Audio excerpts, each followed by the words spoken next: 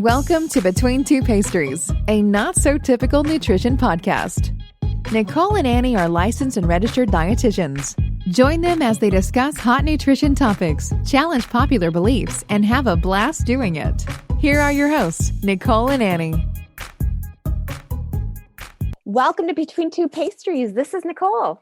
Hey everyone, it's Annie. So we had a listener request to talk about home eating during COVID. And we know that a lot of people have kind of experienced that over this last year. And obviously we're sort of still in the midst of everything. So we thought that we would go ahead and kind of talk about that.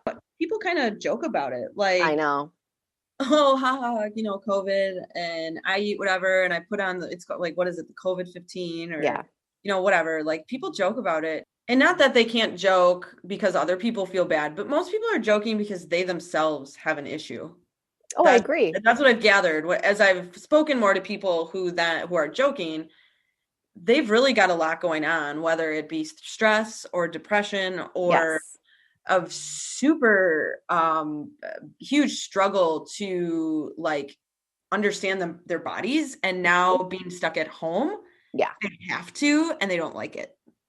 I would agree. Super uncomfortable. I would agree. And because of all the discomfort, and also, maybe the ability of not being able to go places they want to go to, working from home, which adds another layer of stress when you're not used to, and especially if you have children.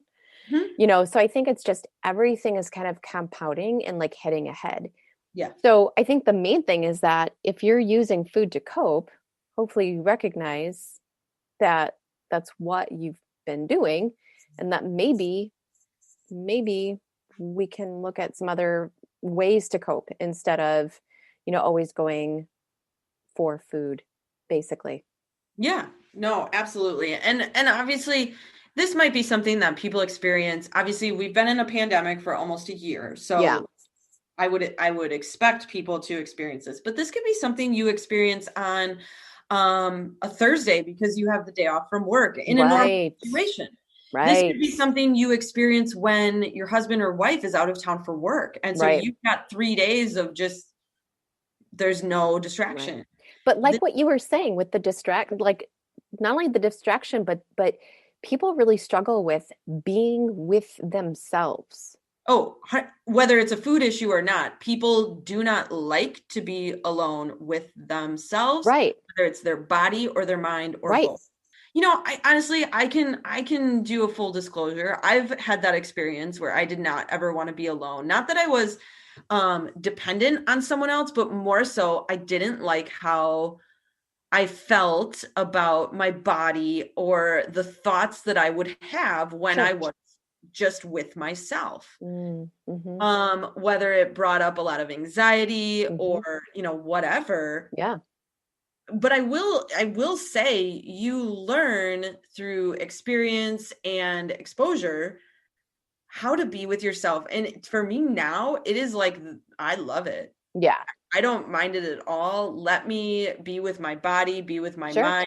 Those yucky thoughts that I still have, those don't go away. I let them sit there. Yeah. And then they go away. They float away. They evaporate at some point. And as long as you just accept that they're there and don't react with a reaction or a maladaptive coping skill, all of a sudden they go away.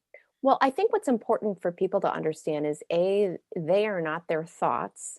B, they are not their emotions. And C, it allows for them to pause. If you really understand that, then you can have these really serious thoughts or emotions, but you can actually pause around it and then choose. Do I want to bring attention to this? Do I want to pay attention to it? Do I want to keep feeding this negative thought or this negative emotion? Or do I want to give myself whatever that is that I may need? And it's not going to be food.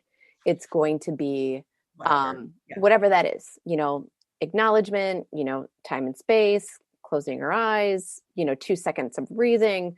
Right. That might mean that you need, and I think that, again, when people are just constantly trying to numb things out or avoid, that's when things get worse. I want to add, D, you're also not your physical body. Right. And those, adjectives we associate to our bodies. And I also want to just throw out, to Nicole's point on what she just elaborated on. This isn't like we're telling you to do these steps and this is like this 10-minute process and to think about this and this. Sure. This is like quick, right? Yeah, it's like, right. It's quick to, it's not something that is all kumbaya process stuff. No. Like, this is it. We're explaining it very step 1, step 2, step. You do this. You don't actually do all of that. Like, it's a very quick thing. Happens in a nanosecond, but it takes being aware. It takes being aware and not moving for a second. That's really what it is, and that's what I mean by the pause. Pause, or step outside. Yeah. Pause. Some people, it's first having that realization, and to just simply have the acknowledgement, the realization, the awareness.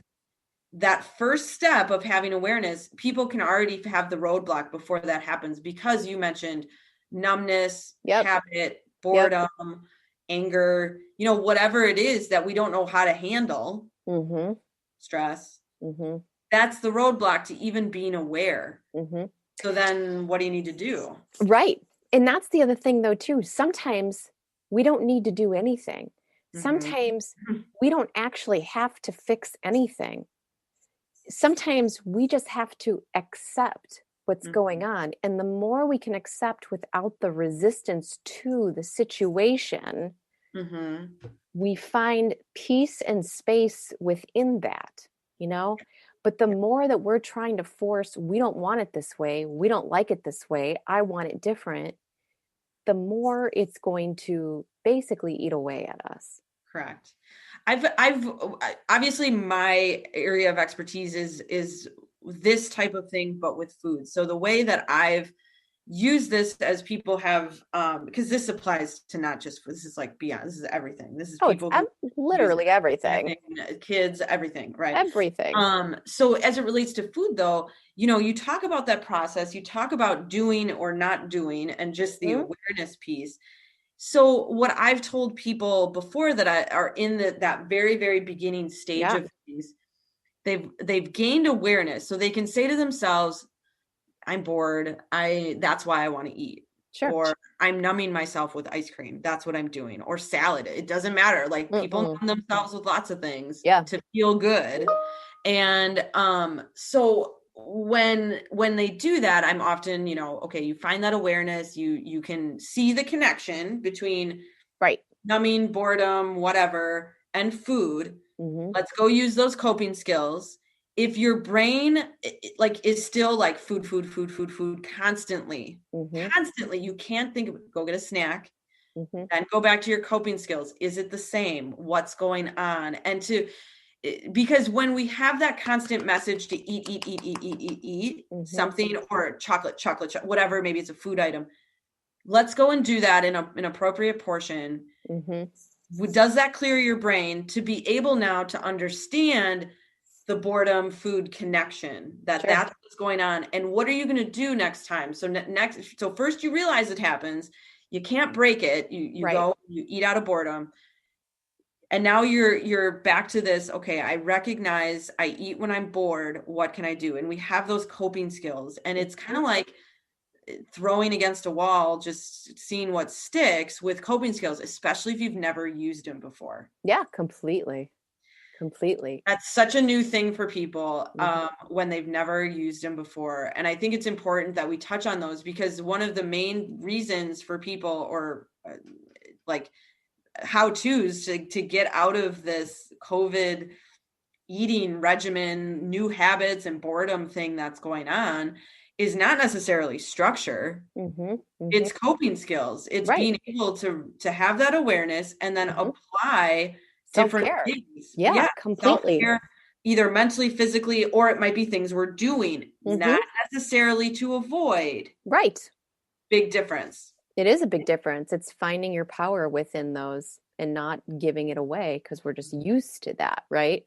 We develop kind of these brain pathways, to your point, We Mm-hmm. started the coping mechanism probably, my gosh, most of these things have were probably started in childhood. We Yeah. learned it somewhere and we're not even thinking about it.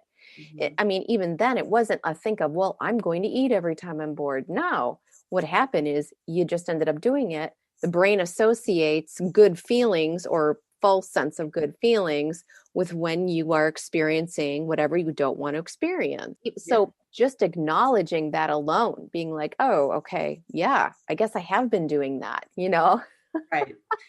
I know for a fact this isn't going to answer this listener's question, right? Sure. Because so many people are looking for, okay, I just keep gaining weight in COVID. What do I need to do? So many people are looking for structure. Yeah, completely. They're looking for what foods to eat, when to Right. eat it, and Right. how to avoid Right. the habits that they formed while in quarantine or a Right. work from home thing. Right. So I know what we're saying is not necessarily going to help the world and everyone's going to see a big fix, because I know people they want to hear, okay, for breakfast we eat this, and then I Right. don't eat until lunch. Literally, whether it's a pandemic or everyday Right. life in normal times, awareness, awareness, awareness. Right. And really, it still comes down to your relationship with food. So if you're just Correct. using food, literally using it, then that's what you're choosing to do. So it's kind of like if that is what you want to continue to do, that's what you want to continue to do. But otherwise, that's what you're trying to break in general, right? We Right. eat to Exactly. fuel and we need to fuel, several times a day. But that's weird to people. That's Mhm. so, that's tough. They're not in control then. And obviously we've talked about these similar topics and they all kind of intertwine. Um, my best advice to anyone struggling with food during quarantine is to have a Mary Poppins bag of coping skills. Yeah. Basically, yeah. I mean, but if you are struggling with food in the evenings, it's probably because you're not eating enough during the day while you're working so hard. Come 3 or 4 or 5 Sure. o'clock, then Yep. okay, work's over.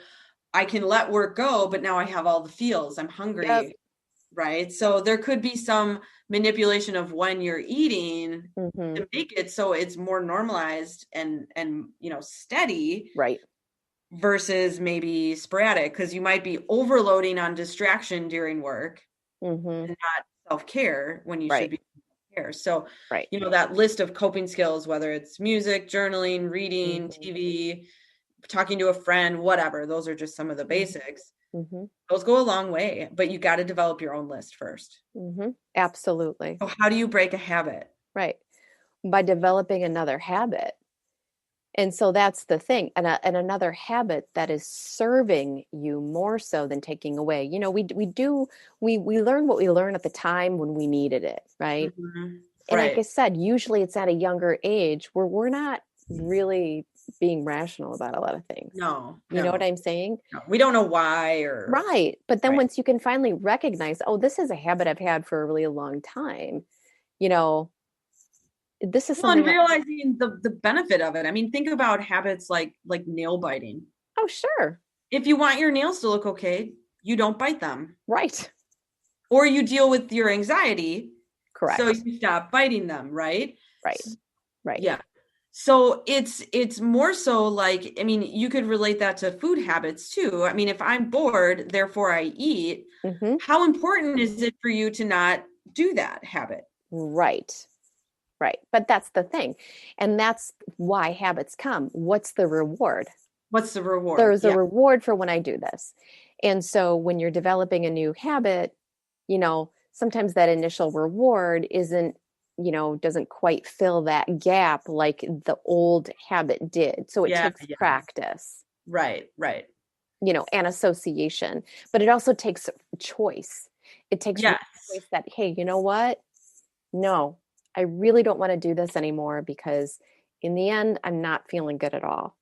I really just want to do something different. And that might be even a simple habit like every Friday I go to the bar. Exactly. Or I was just thinking like some of my older clients, like 4 o'clock, we have our drink. Okay, guys. So I think that we've kind of talked about, really what it comes down to is that our habits and our coping skills are magnified during obvious times of stress, but in particular when we're at home and we're looking to avoid. So I think look for another podcast where Annie and I will actually break down the whole concept of habits, why they come about, and maybe how to look at breaking them. So cool. Take care, guys. Peace. Have questions you want to hear discussed on the show? Find us on Facebook or visit betweentwopastries.com and drop us a line. Want to support the show? Find us on Patreon for exclusive content. If you love the show, find us on iTunes or your favorite podcast platform. Hit the subscribe button and leave us a review.